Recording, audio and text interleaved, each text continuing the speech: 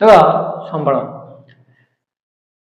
ସମ୍ବଳ ସମ୍ବଳ କାହାକୁ କୁହାଯାଏ, ଏହାର ବ୍ୟବହାର କ୍ଷେତ୍ରରେ ମନୁଷ୍ୟର ଭୂମିକା କଣ ଉଲ୍ଲେଖ କର। ବୁଝିପାରିଲେ କି ସମ୍ବଳ କାହାକୁ କୁହାଯାଏ। ମାନବୀୟ ସେ ଉତ୍ତର କଣ କହିଲା, ଉତ୍ତର କହିଲା ଯେ ସମ୍ବଳର ଉତ୍ତର ତ କେତେ ପ୍ରକାର ଆସିବ ବୁଝିଲେ କି, କିନ୍ତୁ ସାଧାରଣତଃ ଆମେ ବୁଝିବା ସମ୍ବଳର କାହାକୁ କହନ୍ତି। ଏ ପ୍ରଶ୍ନ ଅନୁଯାୟୀ ଏହାର ଉତ୍ତରଟି କଣ ହବ। ଦେଖ ମାନବୀୟ ସେ କହିଲେ ଉତ୍ତର କଣ କହିଲା ଆନ୍ସର, ମାନବୀୟ କାର୍ଯ୍ୟକଳାପର କ୍ରିୟାତ୍ମକ ବସ୍ତୁକୁ ସମ୍ବଳ କୁହାଯାଏ। ବୁଝିଲେ କି ମାନବୀୟ କାର୍ଯ୍ୟକଳାପର କ୍ରିୟାତ୍ମକ ବସ୍ତୁକୁ ସମ୍ବଳ କୁହାଯାଏ। ତାପରେ ସେ କଣ କହିଲା, ମନୁଷ୍ୟକୁ ସମ୍ବଳର ସ୍ରଷ୍ଟା, ଉପଭୋକ୍ତା ଓ କ୍ଷୟକାରୀ ଶକ୍ତି ଭାବରେ ବିଚାର କରାଯାଏ। ବୁଝିଲା କି ତାପରେ ପଏଣ୍ଟ କଣ ହେଇଗଲା, ମନୁଷ୍ୟ ଦ୍ୱାରା ହିଁ ସମ୍ବଳର ବଣ୍ଟନ, ଉତ୍ପାଦନ, ବ୍ୟବହାର ଓ କ୍ଷୟ ପ୍ରଭୃତି କାର୍ଯ୍ୟ ସମ୍ପାଦିତ ହୋଇଥାଏ। ତାପରେ ପଏଣ୍ଟ କଣ କହିଲା, କୌଣସି ଦେଶର ଲୋକମାନଙ୍କର ଜୀବନ ଧାରଣା ପ୍ରଣାଳୀ ଉକ୍ତ ଦେଶର ସମ୍ବଳ, ଜନସଂଖ୍ୟା ବା ଲୋକମାନଙ୍କର ଗୁଣ ଆକାର ଉପରେ ନିର୍ଭର କରିଥାଏ। ଏସବୁ ଉତ୍ତର କହିଲା। ବୁଝିଲା କି ତାମାନେ ସମ୍ବଳ କାହାକୁ କହନ୍ତି, ଏହାର ବ୍ୟବହାର କ୍ଷେତ୍ରରେ ମନୁଷ୍ୟର ଭୂମିକାଟା କଣ, ଚାଲ ଆମେ ବୁଝିବାକୁ ଚେଷ୍ଟା କରିବା। ସମ୍ବଳ ବିଭିନ୍ନ ପ୍ରକାର ଅଛି, ସରନ୍ତି ସମ୍ବଳ, ଅସରନ୍ତି ସମ୍ବଳ, କ୍ଷୟଶୀଳ ସମ୍ବଳ, ସେମିତି ଏ ସମ୍ବଳ ସବୁ ବିଭିନ୍ନ ପ୍ରକାର ଅଛି।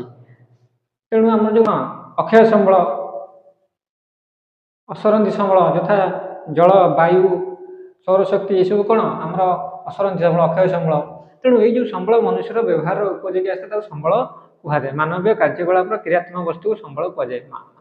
ମନୁଷ୍ୟର ବ୍ୟବହାର ଉପଯୋଗୀ ଯେଉଁ ସବୁ ଆସିଥାଏ ବସ୍ତୁ ଗୁଡ଼ିକ ବୁଝିପାରିଲେ କି ତାକୁ ସମ୍ବଳ କୁହାଯାଏ, କ୍ରିୟାତ୍ମକ ବସ୍ତୁକୁ। ତାପରେ କହିଲେ କଣ, ମନୁଷ୍ୟକୁ ସମ୍ବଳର ସ୍ରଷ୍ଟା, ଉପଭୋକ୍ତା, କ୍ଷୟକାରୀ ଶକ୍ତି କୁହାଯାଏ। ତେଣୁ ବୁଝିଲେ ତ ସମ୍ବଳ କହିଲେ କଣ, ମନୁଷ୍ୟର ବ୍ୟବହାର ଉପଯୋଗୀ ଯେଉଁ ସବୁ ବସ୍ତୁ ଗୁଡ଼ିକ ମନୁଷ୍ୟର ବ୍ୟବହାର ଉପଯୋଗୀ ହୋଇଥାଏ ତାକୁ ସମ୍ବଳ କହନ୍ତି। ମନୁଷ୍ୟ ଯାହା ସବୁ ବ୍ୟବହାର କରିଥାଏ ନିଜ ଦୈନନ୍ଦିନ ଜୀବନରେ, ଯାହା ସବୁ ବ୍ୟବହାର କରିଥାଏ ନିଜର ଆବଶ୍ୟକତା ପୂରଣ କରିବା ପାଇଁ ତାକୁ ସମ୍ବଳ କହନ୍ତି। ବୁଝିଲା କି ସମ୍ବଳ ବିଭିନ୍ନ ପ୍ରକାର ଅଛି, ଆମର ଅକ୍ଷୟ ସମ୍ବଳ ଅଛି, କ୍ଷୟଶୀଳ ସମ୍ବଳ, ବିଭିନ୍ନ ପ୍ରକାର ସମ୍ବଳ ସବୁ ଅଛି। ବୁଝିପାରିଲେ କି ତେଣୁ ଅକ୍ଷୟ ସୌରଶକ୍ତି, ଜଳ, ବାୟୁ ଇତ୍ୟାଦି ବୁଝିପାରିଲେ କି। ଆଉ ସରନ୍ତି ସମ୍ବଳ ବା କ୍ଷୟଶୀଳ ସମ୍ବଳ ଯୋଉଟା ସବୁ ଅଛି ସିଏ କଣ, ଆମର ଯୋଉ ସବୁ ପ୍ରକାର ଖଣିଜ ପଦାର୍ଥ, ପେଟ୍ରୋଲିୟମ, କୋଇଲା ଏସବୁ ବିଭିନ୍ନ ପ୍ରକାର ଅଛି କଣ, ଏସବୁ ଆମର ଖଣିଜ ପଦାର୍ଥ ଯୋଉଟା କି ସରିଯିବ ଶୀଘ୍ର ବୁଝିଲେ କି ବ୍ୟବହାର କରି, ସେ ସବୁ ଆମର କଣ ଏମିତି ଅଛି ସବୁ ପ୍ରଶ୍ନ ବୁଝିଲେ କି। ତେଣୁ ଆମେ ସାଧାରଣତଃ ବୁଝିବା ସମ୍ବଳ କାହାକୁ, ସମ୍ବଳ କହିଲେ ଯାହା ସବୁ ମନୁଷ୍ୟର ବ୍ୟବହାର ଉପଯୋଗୀ ଆସିଥାଏ ଯେଉଁ ସମ୍ବଳ ଗୁଡ଼ିକ, ଯେଉଁ ସବୁ ବସ୍ତୁ ଗୁଡ଼ିକ ତାକୁ ସବୁ କଣ ସମ୍ବଳ କୁହାଯାଏ। କଣ ଗଲା ତାପରେ ଗଲା, ମନୁଷ୍ୟକୁ ସମ୍ବଳର ସ୍ରଷ୍ଟା, ଉପଭୋକ୍ତା, କ୍ଷୟକାରୀ ଶକ୍ତି କୁହାଯାଏ। ମନୁଷ୍ୟ ହଉଛି ସମ୍ବଳର ସ୍ରଷ୍ଟା ବୁଝିଲେ କି, ମନୁଷ୍ୟ ଉପଭୋକ୍ତା ଆଉ କ୍ଷୟକାରୀ। ଉପଭୋକ୍ତା ମନୁଷ୍ୟ କଣ କରେ, ଉପଭୋକ୍ତା ନିଜର ଆବଶ୍ୟକତା ପୂରଣ କରିବା ପାଇଁ ସମ୍ବଳକୁ ସିଏ ବ୍ୟବହାର କରିଥାଏ, ତାକୁ ଆମେ ଉପଭୋକ୍ତା କହନ୍ତି। ସ୍ରଷ୍ଟା ଗାର୍ଡେନ ବୁଝିଲେ କି, କ୍ଷୟକାରୀ ଶକ୍ତି ଆଉ କଣ, କ୍ଷୟକାରୀ ମନୁଷ୍ୟକୁ କଣ କୁହାଯାଏ, ସମ୍ବଳର କ୍ଷୟକାରୀ ଶକ୍ତି କୁହାଯାଏ। କାରଣ ସମ୍ବଳଟା କିଏ ସାରୁଛି, ଆମର ଯୋଉ ସବୁ ସମ୍ବଳ ଅଛି ଆମ ଏଇ ଧରାପୃଷ୍ଠରେ ସମ୍ବଳ, ଯାହା ସବୁ ସମ୍ବଳ ଅଛି ଏ କ୍ଷୟଶୀଳ ହଉ କି ଅକ୍ଷୟ ସମ୍ବଳ ଯାହା ବି ହଉ, ତାର କ୍ଷୟକାରୀ କରୁଛି କିଏ, ମନୁଷ୍ୟ କରୁଛି। ମନୁଷ୍ୟ ହଉଛି ସ୍ରଷ୍ଟା, ମନୁଷ୍ୟ ହଉଛି ଉପଭୋକ୍ତା। ମନୁଷ୍ୟ ହଉଛି ସ୍ରଷ୍ଟା, ସମ୍ବଳ ରକ୍ଷଣାବେକ୍ଷଣ କରୁଛି କିଏ, ମନୁଷ୍ୟ କରୁଛି। ଆଉ ଉପଭୋକ୍ତା ସମ୍ବଳ କିଏ ସାରୁଛି, କିଏ ବ୍ୟବହାର କରୁଛି, କିଏ ସେଇ ମନୁଷ୍ୟ, ତେଣୁ ତାକୁ ଉପଭୋକ୍ତା କୁହାଯାଏ। ଆଉ କଣ, କ୍ଷୟକାରୀ ଶକ୍ତି କୁହାଯାଏ। ମନୁଷ୍ୟ କ୍ଷୟକାରୀ ଶକ୍ତି ମାନେ କଣ, ମାନେ ସାରୁଛି କିଏ, ବ୍ୟବହାର କରୁଛି। ବ୍ୟବହାର କରିବାଟା ଜିନିଷକୁ ଯଦି ଆମେ ବ୍ୟବହାର କରିବା ସେ କଣ ସରିବ, ଓବିୟସଲି ସେଟା ସରିବ, ତେଣୁ ତାକୁ କଣ କ୍ଷୟ ଘଟିବ, ସେ ସମ୍ବଳର କଣ ହବ, କ୍ଷୟ ଘଟିବ। ତେଣୁ ଇଏ ମଧ୍ୟ ମନୁଷ୍ୟର କଣ ଯୋଗୁ, ତେଣୁ ମନୁଷ୍ୟକୁ କଣ କୁହାଯାଏ, କ୍ଷୟକାରୀ ମଧ୍ୟ କୁହାଯାଏ। କାହାକୁ, ସମ୍ବଳର କ୍ଷୟକାରୀ ଶକ୍ତି କିଏ, ମନୁଷ୍ୟ।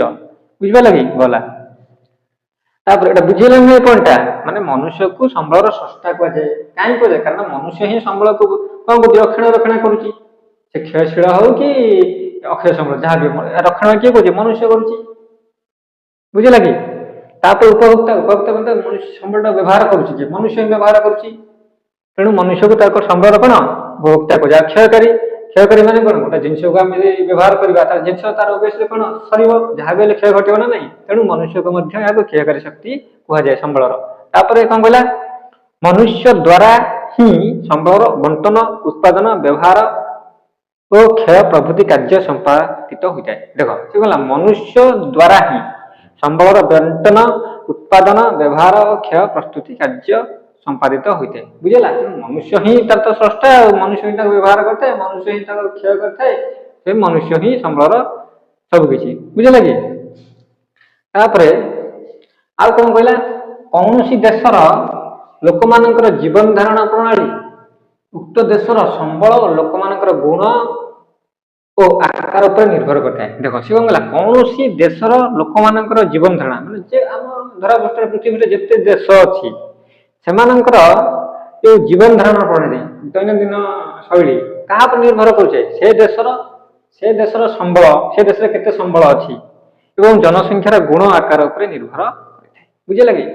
ମାନେ କୌଣସି ଦେଶର ଲୋକମାନଙ୍କର ଜୀବନ ଧାରଣ ପ୍ରଣାଳୀ ଉକ୍ତ ଦେଶର ସମ୍ବଳ ମାନେ କଣ କହିଲା, କୌଣସି ଦେଶର ଲୋକମାନଙ୍କର ଜୀବନ ଧାରଣା ପ୍ରଣାଳୀ ଉକ୍ତ ଦେଶର ସମ୍ବଳ ଓ ଲୋକମାନଙ୍କର ବା ଜନସଂଖ୍ୟାର ଗୁଣ ଆକାର ଉପରେ ନିର୍ଭର କରିଥାଏ। ମାନେ ସେ ଦେଶର ଯେତିକି ଅଛି ଆମର କଣ ସମ୍ବଳ, ପପୁଲେସନ, ଜନସଂଖ୍ୟା, ବୁଝିଲେ କି? ତେଣୁ ମାନେ ସେମାନଙ୍କର ଗୁଣ ଆକାର ଉପରେ ନିର୍ଭର କରିଥାଏ।